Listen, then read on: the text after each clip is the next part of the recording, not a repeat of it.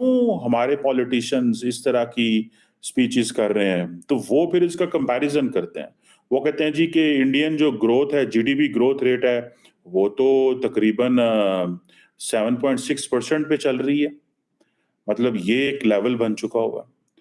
और अगर देखा जाए, जो जिसे कहेंगे ना जीडीपी पर कैपिटा इनकम जो है, जिसे नॉमिनल कहा जाता है, वो तकरीबन 2600-2700 के करीब है।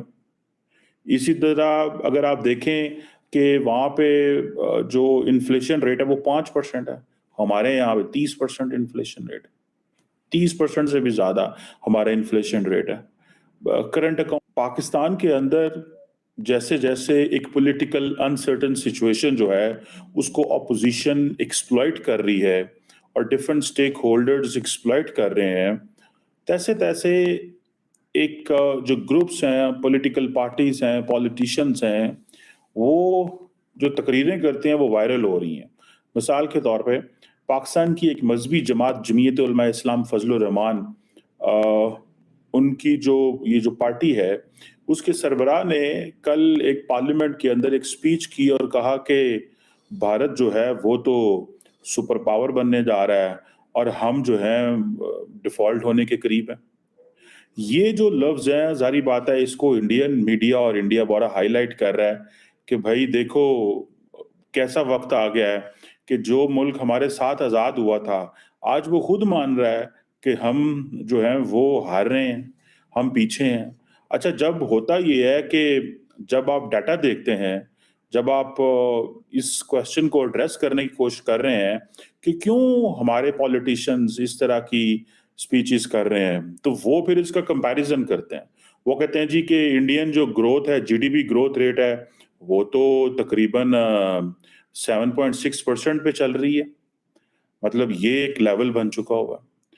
और अगर देखा जाए, जो जिसे कहेंगे ना जीडीपी पर कैपिटा इनकम जो है, जिसे नॉमिनल कहा जाता है, वो तकरीबन 2600-2700 के करीब है। इसी तरह अगर आप देखें कि वहाँ पे जो इन्फ्लेशन रेट है वो 5% है। हमारे यहाँ पे 30% इन्फ्लेशन रेट है। 30% से भी ज़्यादा हमारा इन्फ्लेशन रेट है।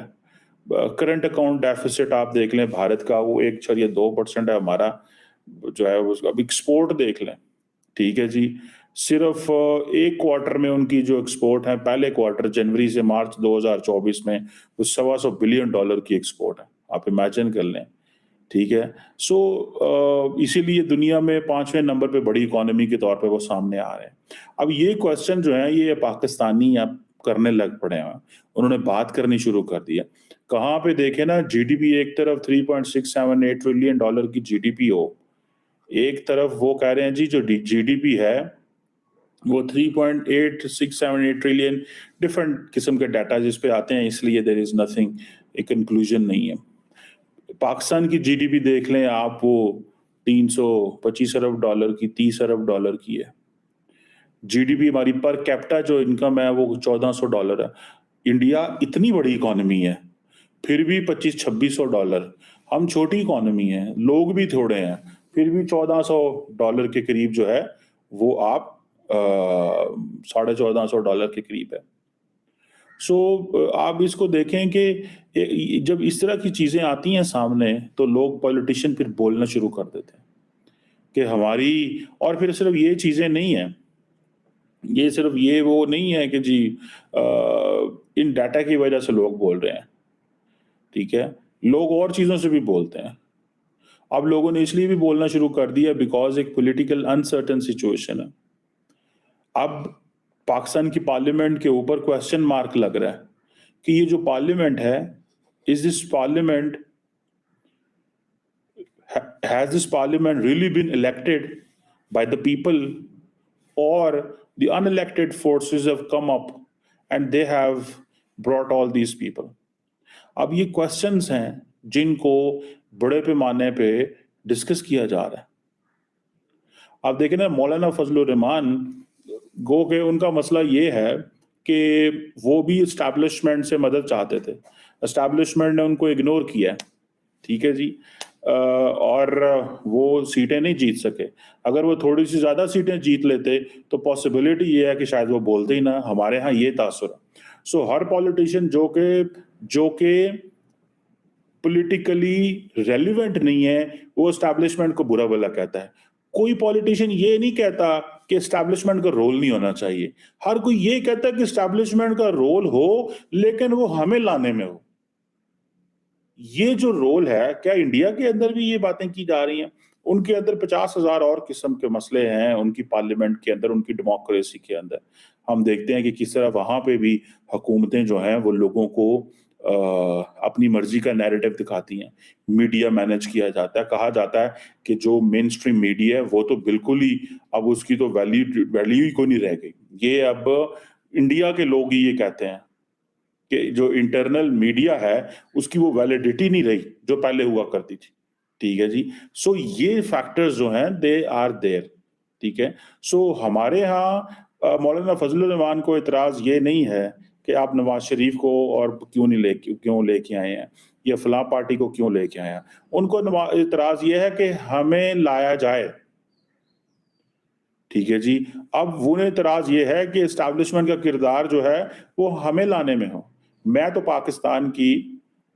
मैं तो शुरू से एक चीज जो है उसका शोर डाल रहा हूं। As a student of politics, जितनी मेरी एक कॉमन सेंस है, जो चीजों को मैं रीड करता हूं, मैं समझता हूं कि पाकिस्तान में अगर किरदार होना चाहिए तो वो सिर्फ और सिर्फ अवाम का होना चाहिए।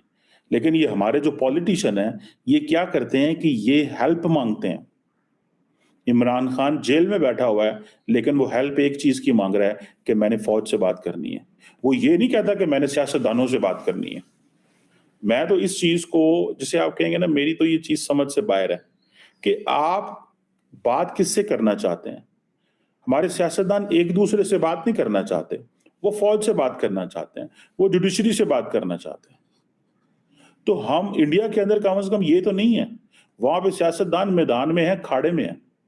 राहुल गांधी का और नरेंद्र मोदी की आपस में 50,000 किस्म के मसले हैं कि राहुल गांधी को जेल भेजा गया, उसको उससे घर छीन लिया गया, जो आजकल वहां पे वो कांग्रेस पार्टी बोल रही है। लेकिन वहां पे फौज का तो उस तरह किरदार की बात नहीं हो रही। वो ये थोड़ी एक दूसरे को कहते हैं कि जी हाँ हमें फौज पावर में लेके है। वो ऐसे थोड़ी कहते हैं। वो तो अपनी बात करते हैं कि हाँ जी हमें अवाम की ताकत से पावर में आना है। ठीक है जी।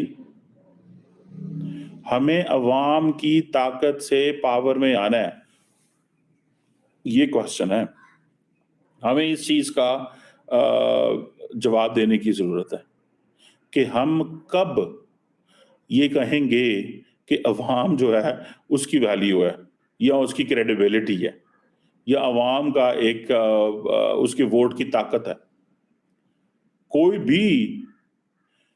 भी पॉलिटिकल पार्टी ये नहीं कह रही, कोई भी पॉलिटिकल पार्टी इस पे कमेंट नहीं कर रही।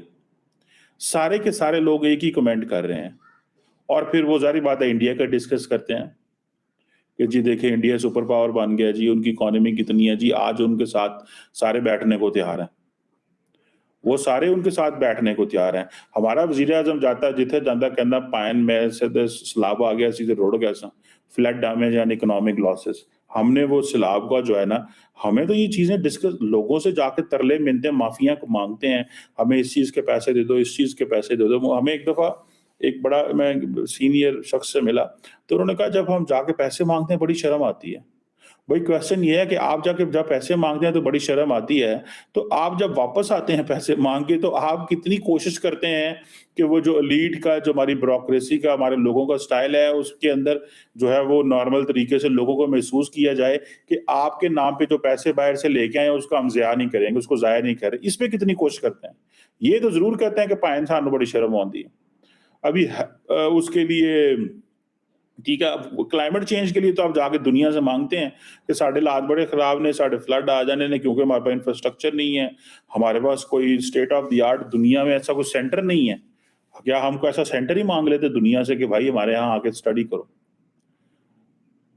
सो एजुकेशन पे देख लें, हेल्थ पे देख लें, ये इन सारे एरियाज में देख लें।